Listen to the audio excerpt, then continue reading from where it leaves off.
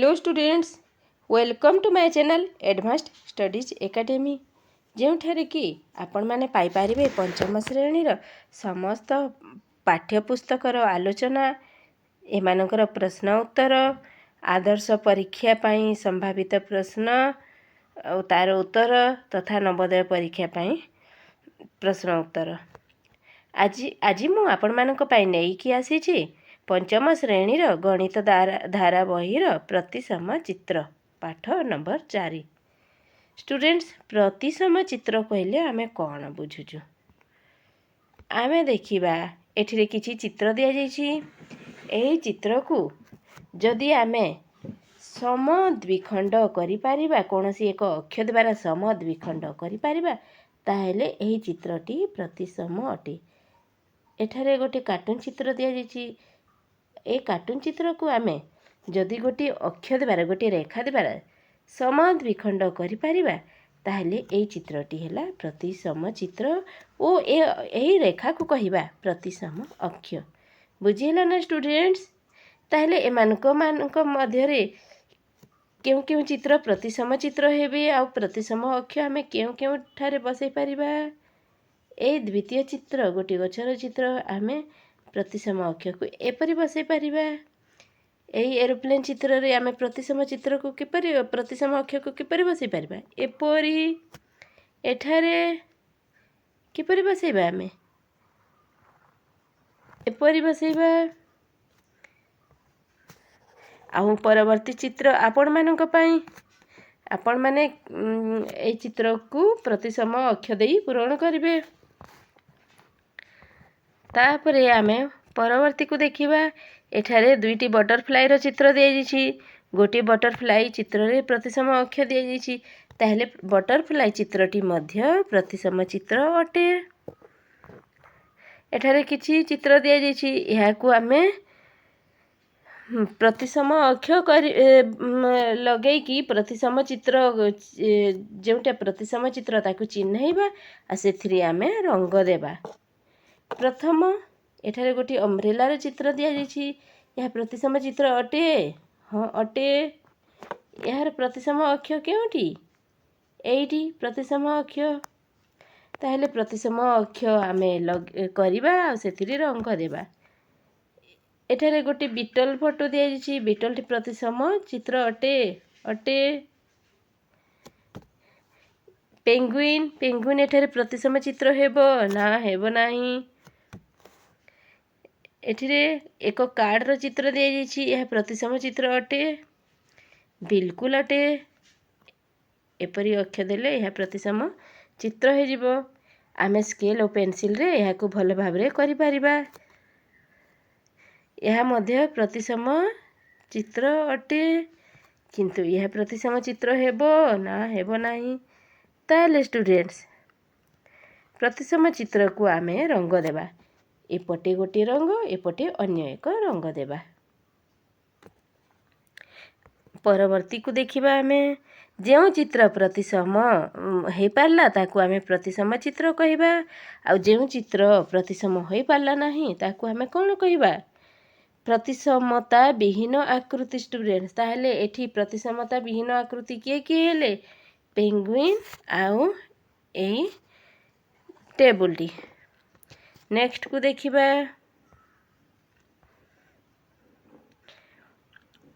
एठारे किछि आकृति दिया जाइछि। एथिरे आमे प्रतिसम अक्ष को चिन्हैबा। प्रथमे एक वर्ग क्षेत्र रो चित्र दिया जाइछि। प्रतिसम अक्ष एथिरे आमे प्रतिसम अक्ष चिन्हैबा। वर्ग क्षेत्र रो प्रतिसम अक्ष किपरि पारिबो? कोनोसी एक चित्र रे गोटी प्रतिसम अक्ष थाए आ कोनोसी चित्र रे अनेक प्रतिसम अक्ष मध्ये थाए। स्टूडेंट्स, वर्ग क्षेत्र रे केतोटी प्रतिसम अक्ष हेबो? एपरि ही पारिबो, एपरि ही पारिबो। एको ठिके भल भाबरे करिबा। एहार प्रतिसम अक्ष किपरि हेबो? एपरि ही पारिबो। तापरे एपरि मध्ये ही पारिबो। यार प्रतिसम अक्ष एपरि भी होई पारिबो, एपरि मध्ये होई पारिबो। स्टूडेंट्स, तापरे आयत चित्र दिया जाइछि। यार प्रतिसम चित्र किपरि हेबो? एपरी आउ एपरी ताहले आयत चित्र रे प्रतिसम अक्ष केतेटी 2टी स्टूडेंट्स आउ एठी केतेटी हैला वर्ग चित्र रे 4टी हैला स्टूडेंट्स वृत्त रे केतोटी वृत्त रे तो प्रतिसम अक्ष अनेक अछि स्टूडेंट्स आमे जेते करले हेबो ताहले वृत्त रे प्रतिसम अक्ष अनेक अछि एही आयत चित्र रे केतोटी हेबो स्टूडेंट्स एठी रे 2टी अक्ष होई पारिबो एठी रे गोटी होई पारिबो स्टूडेंट्स एथि रे मध्ये गोटी होई पारिबो एथि रे मध्ये गोटी होई पारिबो स्टूडेंट्स ताहले देखिले प्रतिसम चित्र कोण प्रतिसम अक्ष कोण प्रतिसमता विहीन आकृति कोण तीनोटी वर्ड पढ़ाइले स्टूडेंट्स सब को मन रहिला तो एठारे आमे आकृति रे प्रतिसमता देखिले तापरे आम आखपाखरे थिबा चित्र अंकन करे सेदिरे प्रतिसमता देखिले तापरे आमे इंग्राजी अक्षर रे प्रतिसमता देखिबा प्रथमे कोन लिखाइछि ए लिखाइछि ए रे प्रतिसम अक्ष केतोटी ए रे प्रतिसम अक्ष एकटी स्टूडेंट्स ई रे केतोटी हैला ई रे मध्ये एकटी एच रे केतोटी हैला स्टूडेंट्स एच रे 2टी आउ एक्स रे मध्ये 2टी हेछि प्रतिसम अक्ष आमे नेक्स्ट देखिबा एठारे किछि पेपर को फोल्ड करा जाई चित्र अंकन करा जाउछि चित्र को कैंची द्वारा अंकन करी काटी दिया जाउछि एहा प्रतिसम हेबे कि नहीं स्टूडेंट्स निश्चय हेबे एपटे जिपरि आकृति अन्य पटरे ठीक सेमिति आकृति हेबो ताहले ए माने मध्य प्रतिसम हेई पारिबे स्टूडेंट्स ताहले वर्तमान आमे अभ्यास को आलोचना करिबा क्वेश्चन नंबर 1 निम्न चित्र गुडी करे डॉट्स चिन्हित गारटी प्रतिसम रेखा कि नुहे लेख क चित्र रे यह प्रतिसम रेखा अटे कि नुहे बिल्कुल अटे ख चित्र रे प्रतिसम रेखा अटे ना यह समद्विखंड करी नाही ताहले यह प्रतिसम अक्ष नुहे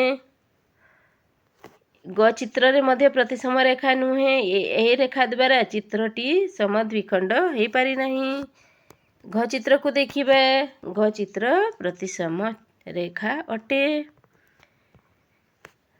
तापरे स्टूडेंट्स आमे व चित्र को देखिबा व चित्र रो प्रतिसम रेखा द्वारा सी अक्षरटी समद्विखंड हेछि स्टूडेंट्स बिल्कुल होइछि ताहले यह मध्ये प्रतिसम अटे किंतु एल प्रतिसम हे पारिछि ना होइनी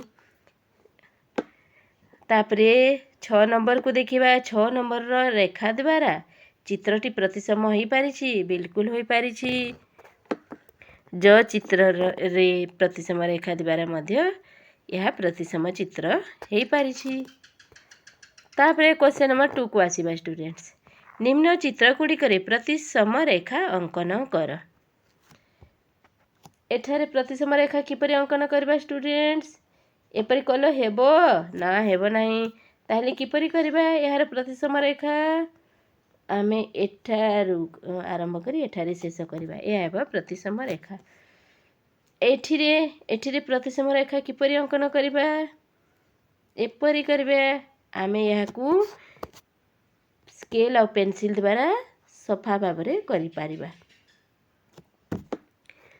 तृतीय चित्र रे किपरि प्रतिसम रेखा अंकन करबा स्टूडेंट्स तृतीय चित्र रे प्रतिसम रेखा एही परि भाबरे अंकन करबा एही कंकड़ा रे प्रतिसम रेखा आमे एपरि भाबरे करि पारिबा एही कार्ड रे प्रतिसम रेखा किपरि अंकन करि पारिबा एपरि करि पारिबा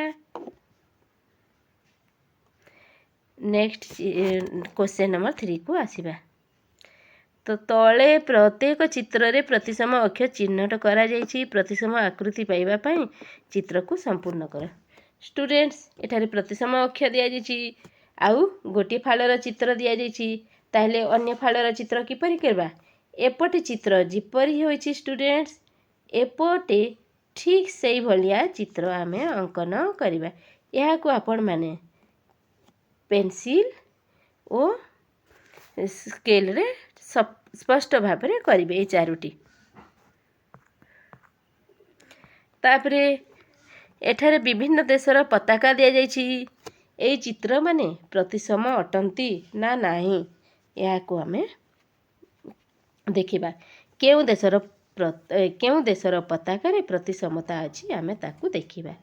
ପ୍ରଥମେ ଆମ ପ୍ରିୟ ଭାରତ ଦେଶର ପତାକା ଦିଆଯାଇଛି। ଏହା ପ୍ରତିସମ ଅଟେ ଷ୍ଟୁଡେଣ୍ଟସ୍? ବିଲକୁଲ ଅଟେ। ଏଥିପାଇଁ ଆମେ କ'ଣ କରିବା? ପ୍ରତିସମ ରେଖା କେଉଁଠି ନେବା? ଏପରି ନେବା। ଆଉ ଏକ ପ୍ରତିସମ ରେଖା ହେଇପାରିବ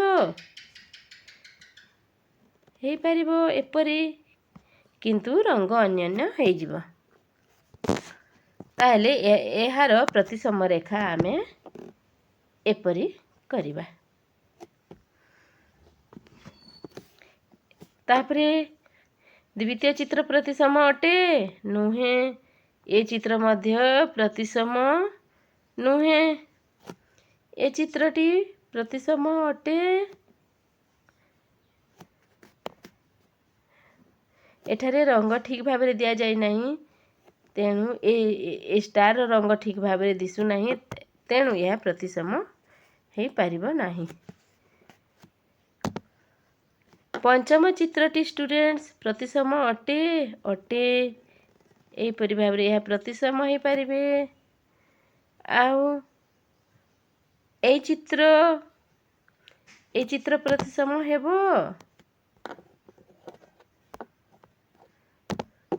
এই ଚିତ୍ର ପ୍ରତିସମ ହେବନି।